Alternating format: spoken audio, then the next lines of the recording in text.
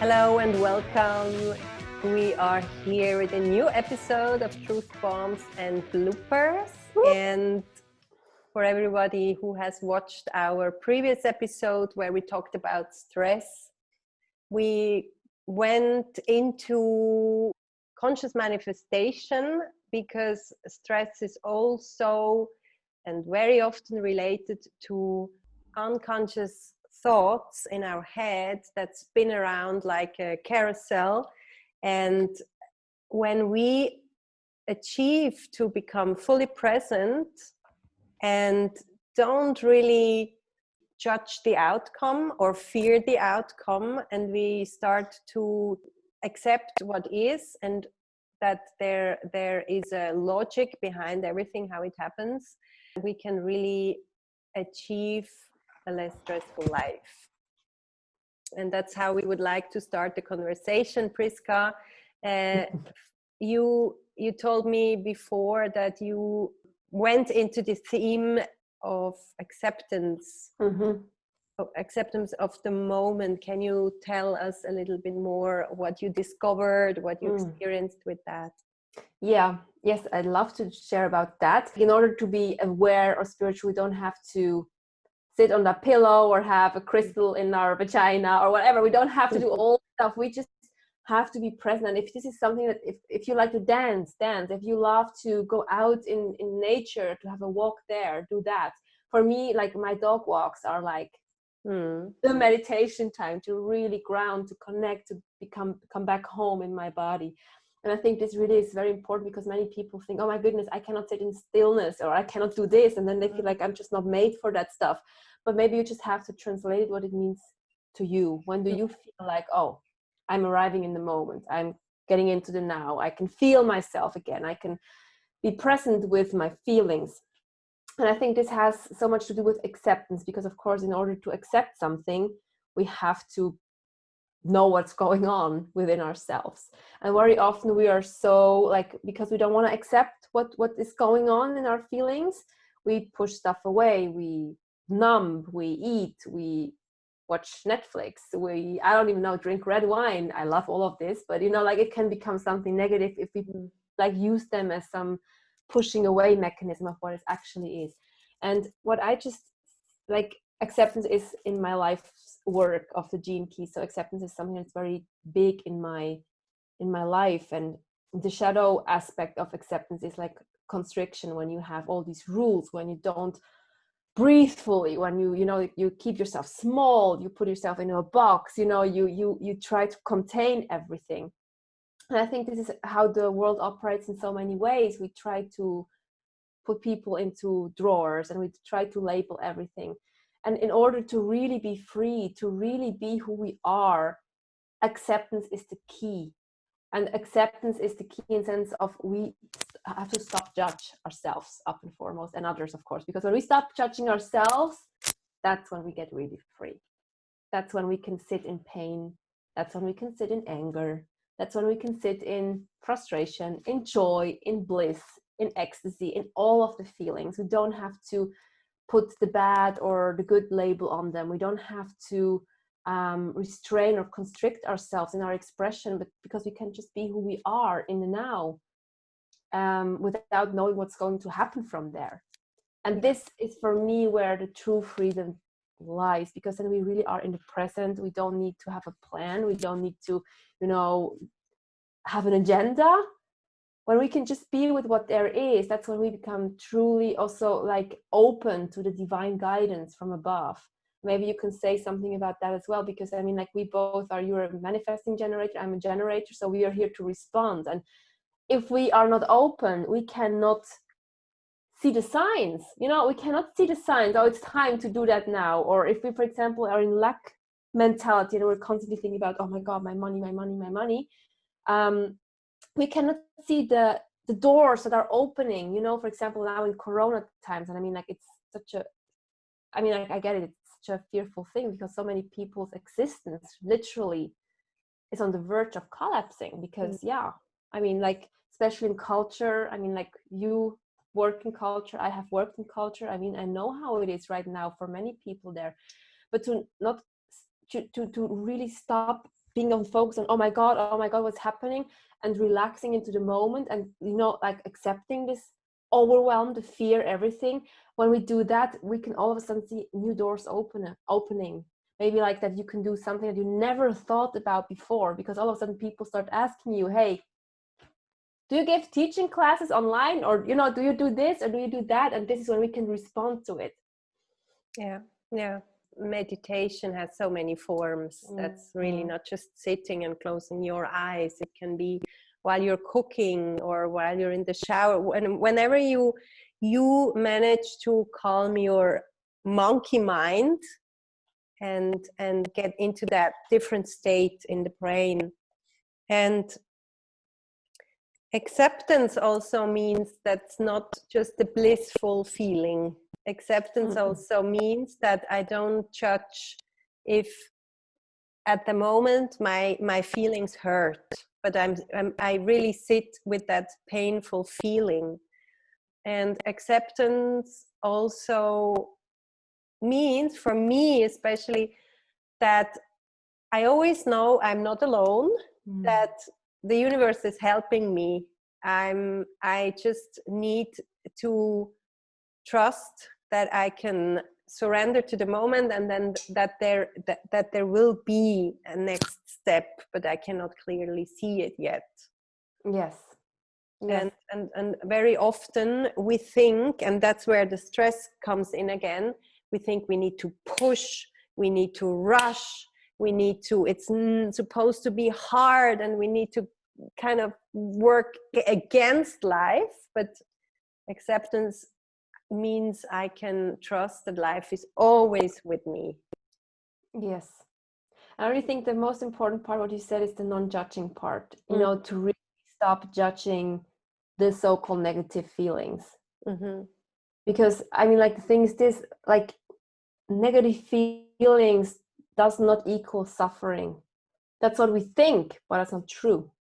If we can just experience the pain, just let it flow through us, for example, not withholding on it, not clinging on the story, not making it a drama, but just feeling the pain is not the same as suffer.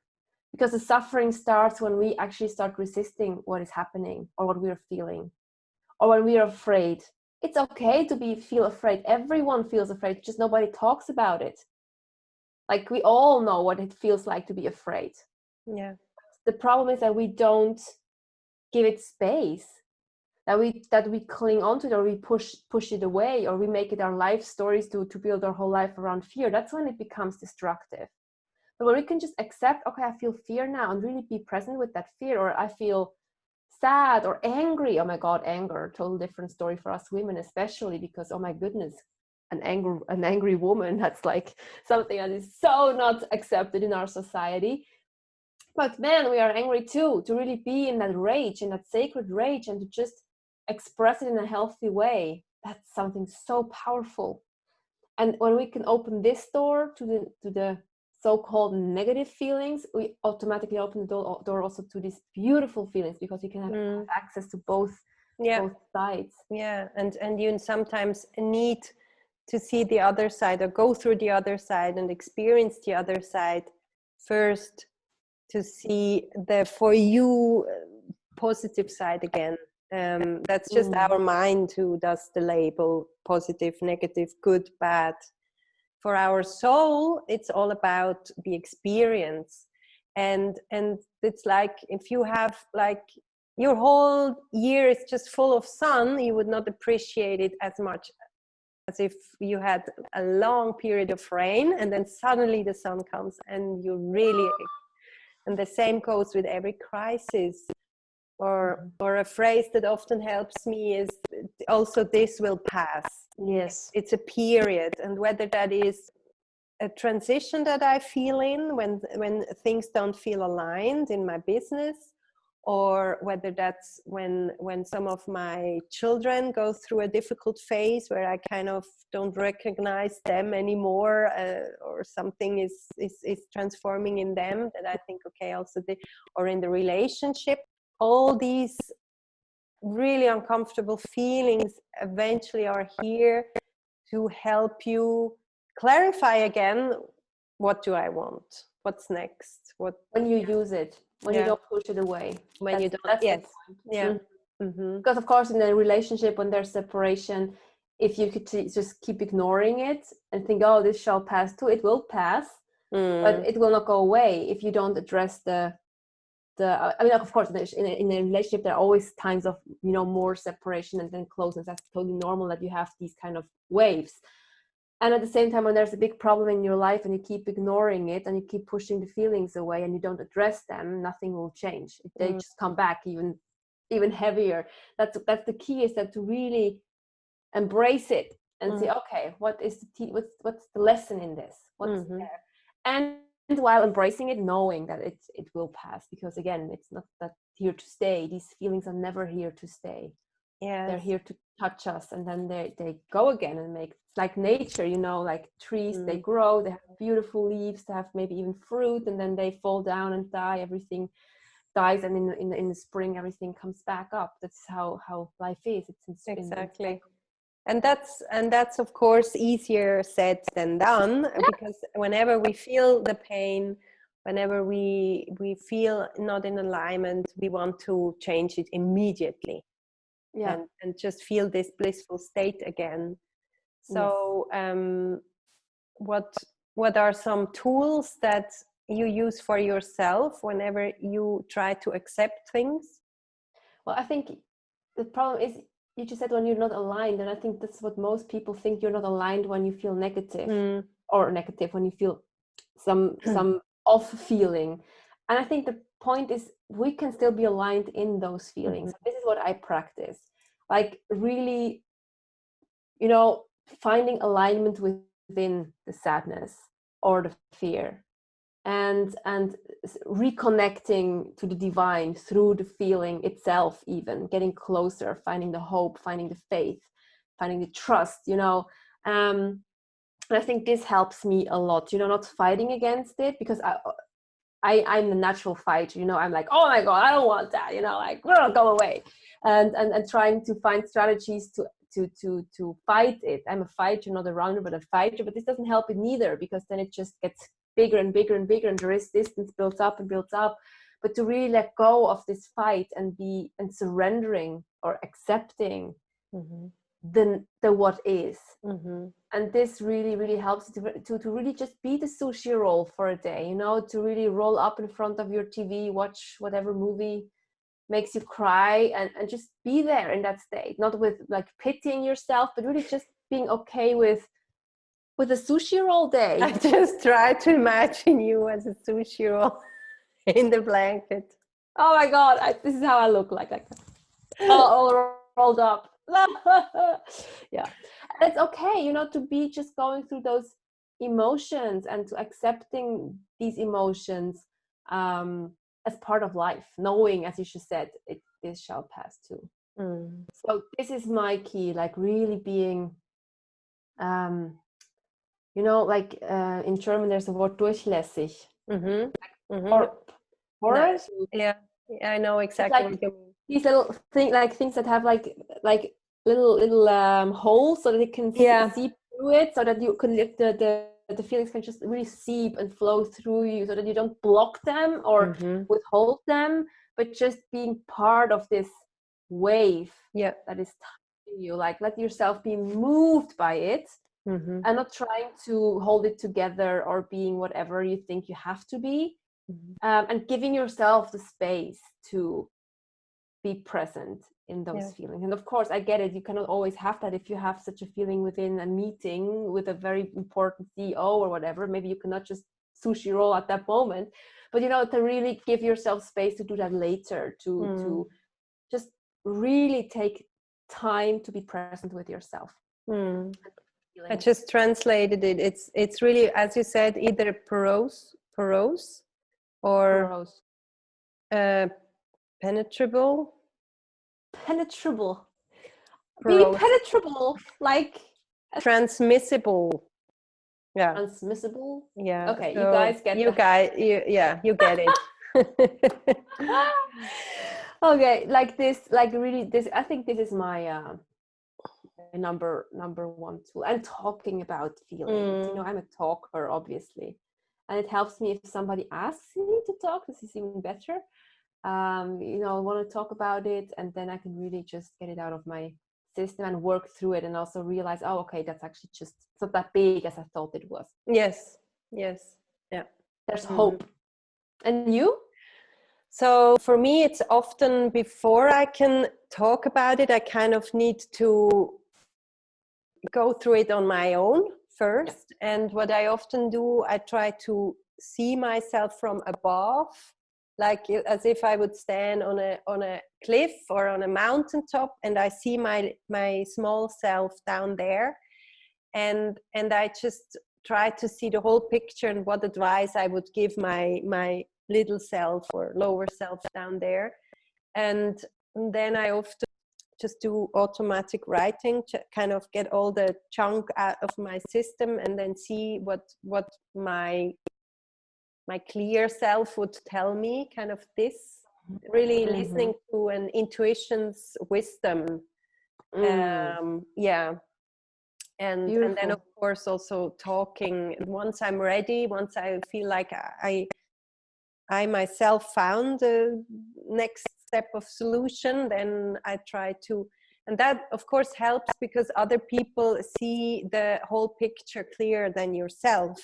And often it's probably more holistic than you use yourself, because you only see this little story that you are telling yourself. And I think it's also very important that you choose your people wisely, who you talk to, you know, to really feel who can hold me in this, who will give me advice, or not even, doesn't have to be advice, but who can hold me in this capacity that I know I feel better afterwards. Because there are also people who have the capacity, make it worse. Not because they're bad people, but because they get triggered themselves in that, and then they project their whole story on you. So for me, like it's 3 people. You are one of them that I share these things when I'm in the funk. Like other people I just shared when I'm already out of it, totally out of it, you know, and it's kind of, I'm dancing with my story, I'm not my story anymore. But as long as I'm in the story, I really need people who are non-judgmental, who really can just let me be and don't have to fix me, you know. Yes. In everything, because it's never about fixing. We're always whole. We're never kapot. Yeah. And it's often also that you attract those people, or maybe you have contact with clients who go through the same at the moment. I have this often, that I'm with the something I'm working on, and then I have a client or a private student, and we talk, we go into the depth, and then it's the same story there. And then you will solve it actually also for yourself. Yes, it's a win-win. Yeah, that's amazing. Yeah, I had that too earlier. I haven't had that for a while now, but I remember that we often like, what the hell? I keep attracting my own issues here. And yeah, but this is logical. It's the law. Yeah, it's the wound who becomes the healer. Yeah. And that's the point. Yeah, exactly. I mean, like everything, it's also when we go into the gene keys, what you have in your shadow, that's where your clients are. And you have the gift because you already are so well, you have worked with that stuff, so that you know how to turn the shadow into the gift. That's what you're teaching your people. They are, you help them, literally helping them out of the shadow into the gift. Yeah, and that's why it's really precious if you start before you are ready with things, or what you teach, or what you maybe help people with. That's I observe that very often, that people are afraid to start with an idea, with a project, with a business idea, because they think they haven't. They're not there yet. They're still kind of lingering in a shadow. But actually, there will always be people who are one step behind you. That's true. Or where you were yesterday. Exactly. Or just you sharing about it makes the healing, because they feel seen. Yes.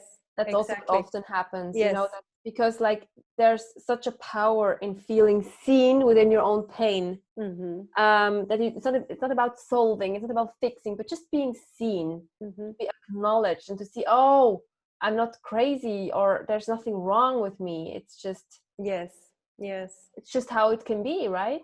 Exactly. And that's always when you have a question, you often realize, wow, I'm just finding the right book that's exactly my story, or there's a podcast that she's talking about exactly what I need right now.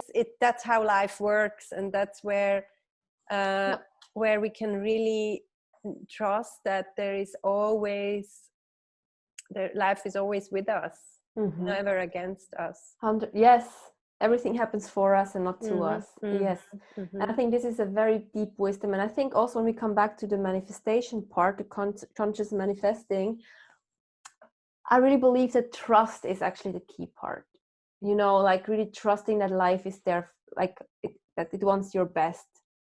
And I think we get then into this trap when we think, oh, but what if not? What if this is actually, you know, when we start to like going into the fear and are resisting what life brings us. Yeah. Or judge it. It's like, oh my God, this is not what I've ordered. Yeah. Because life either brings us what we need or what we want. And mostly we get first what we need in order to get what we want. Because we first have to grow. We first have to get the lesson. We first have to understand and remove the blocks so that we can actually attract what we want. Exactly. And also heal those wounds that are still operating in our system. And maybe the thing that I'm attracting is exactly the healer to the wound that's still active. And this phase between, let's say I have a vision and I do all the action to attract the vision, and then there is a space between when it will be manifested and the kind of the waiting phase, right? And in that waiting phase, so much can happen. Maybe you kind of, what often happens, nothing happens.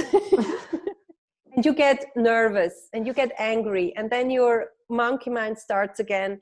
Okay, this is not working, and why am I not lucky? And then you're already creating again this reality. And whatever force out there, the universe will okay, next order. I give you something to heal this question that you just gave me. Yeah, that's or we are already very far with our healing, and then we kind of get like tests. Things it feels almost like what we wanted, but not 100%. And we're like tested, and there it's really critical to realize this was just a test, and then not get discouraged and see it as a test. True. And often after, and maybe there will be 3 or 4 tests until the real thing happens, and you will feel when the real thing happens. Yes. Yeah. Especially, I mean, like when you also are manifesting from how you should manifest, because there are specific and unspecific manifestors. And if you're specific, you can really go into the details, you know, really think about how it will look like, you know.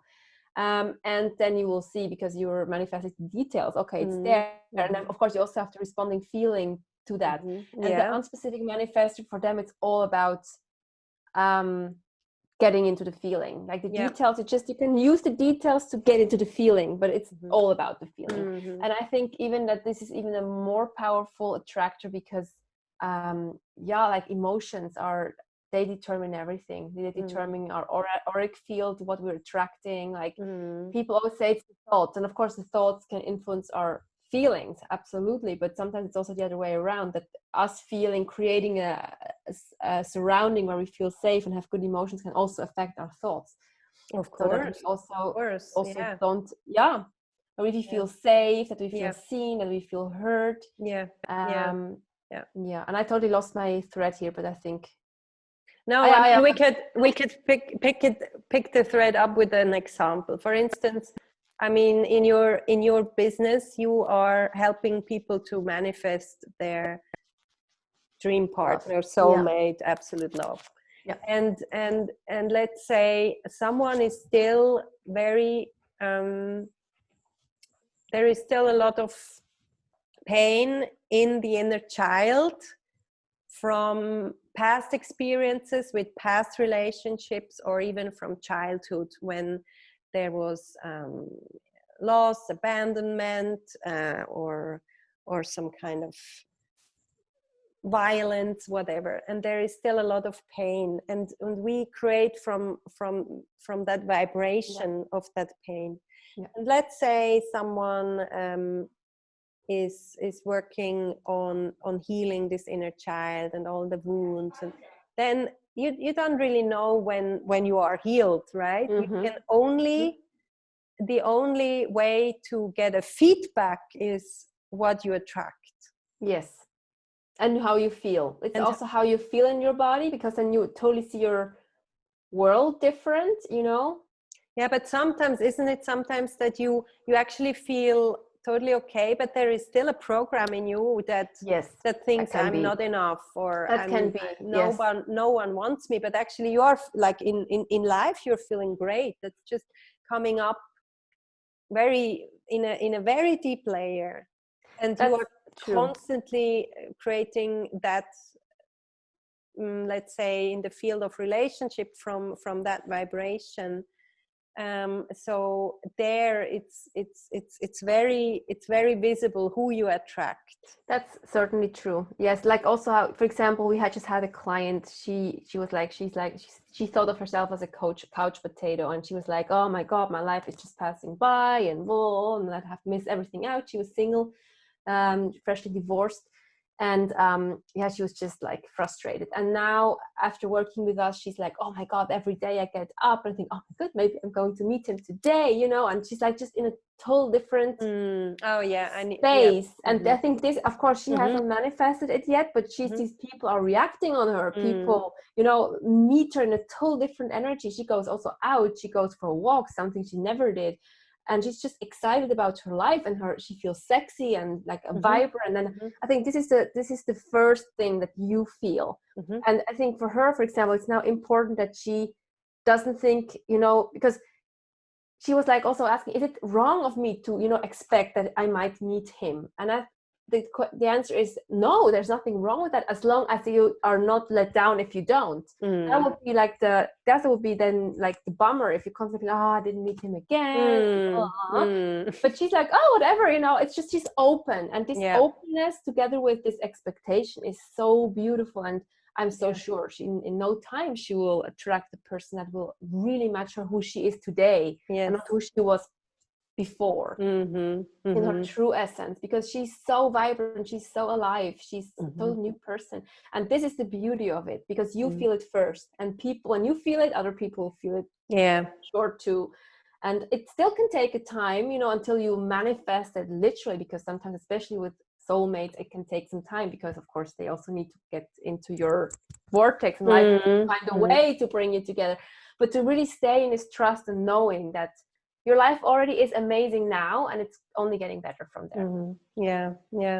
And that's with everything, you know, from manifesting a new apartment to manifesting your dream job, or creating your dream business, or getting pregnant, or whatever it is. It's really down to this inner work, and then always accept, okay, now I'm here, I surrender, and I've done my work, and trusting that exactly what you need right now will happen.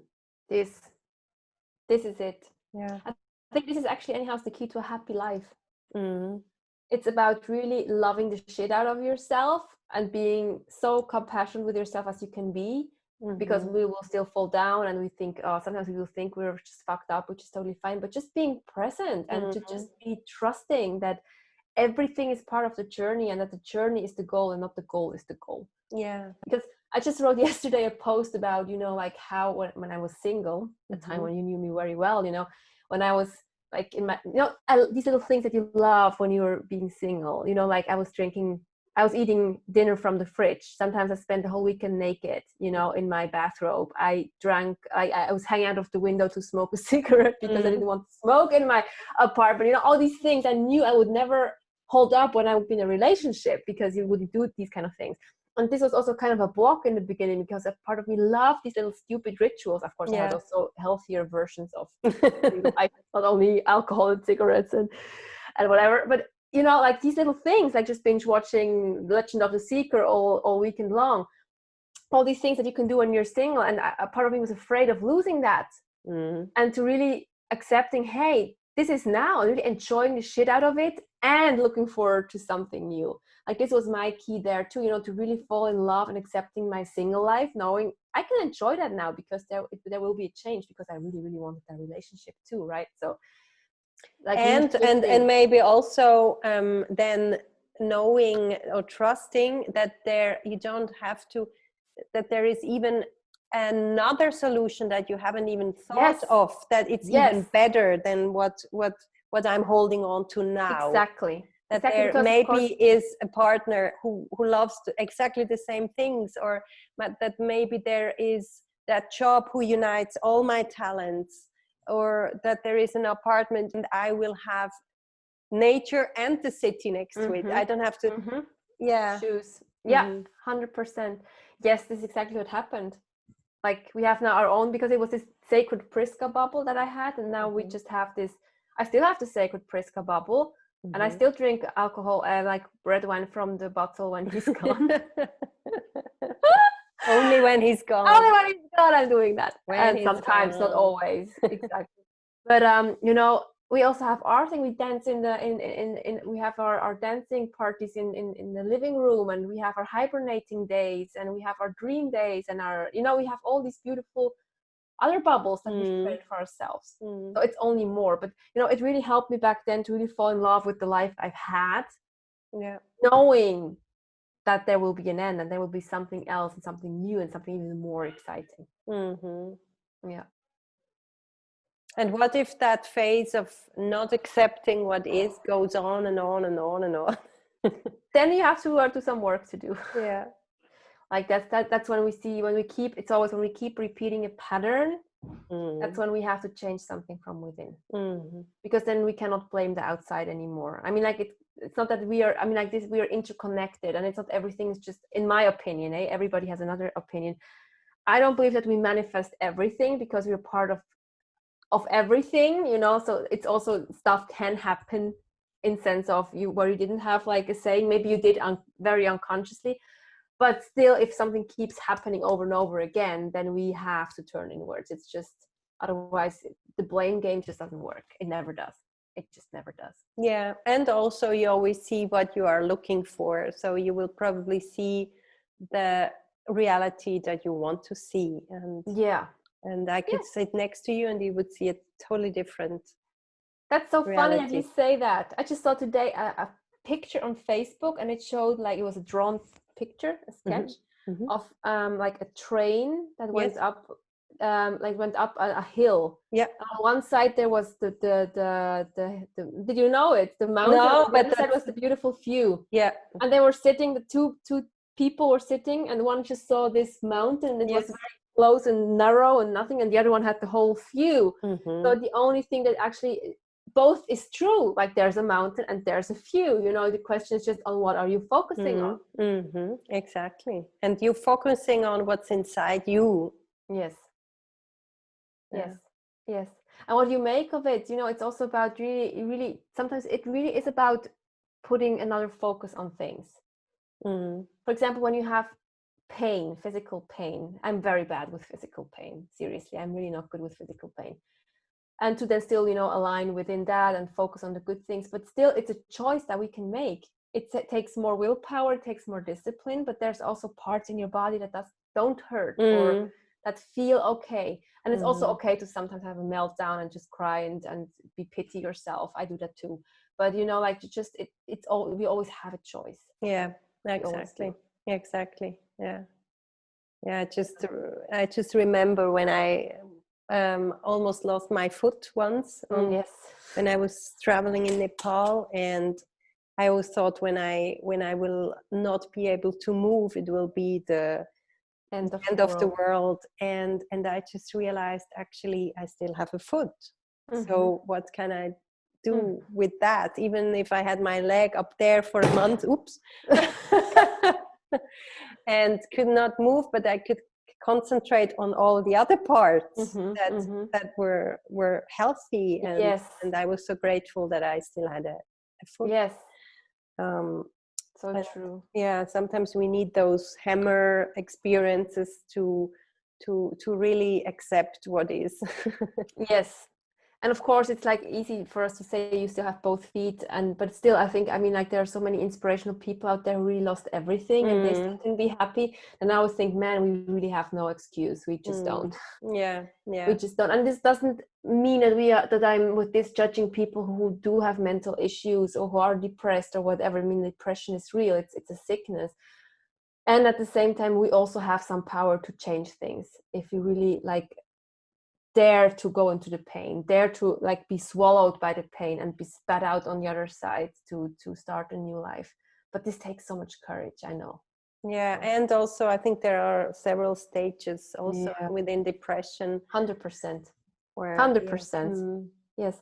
Yeah, because I come from a family with depression, including suicides of depression. So I know how hard it is. And I also am not here to judge at all, because I really believe my grandpa, he took his own life.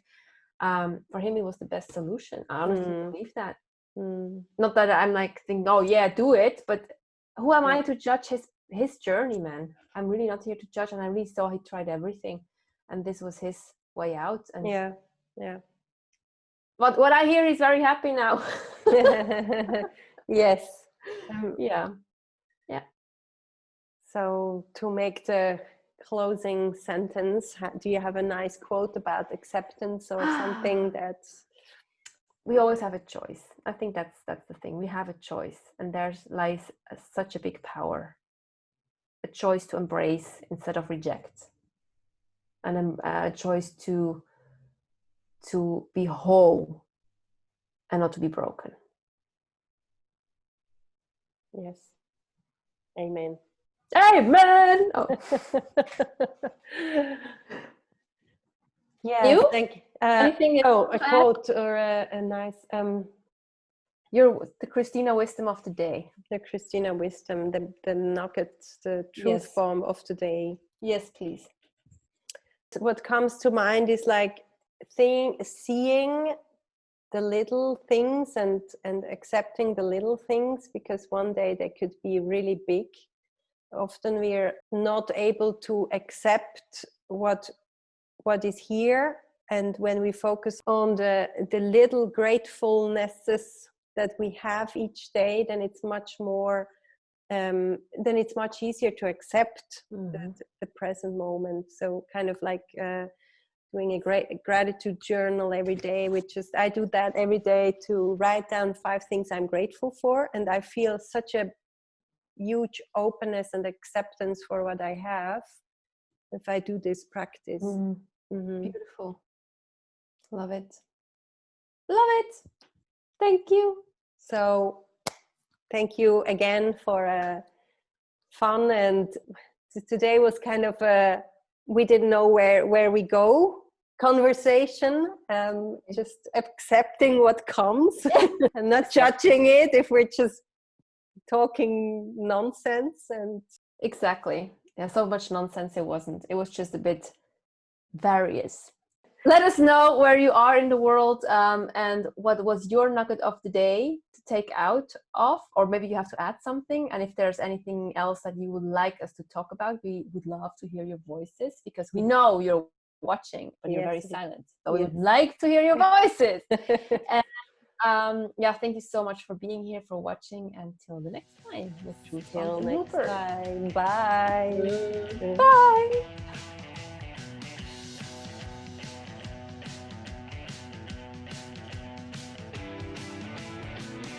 Let us know.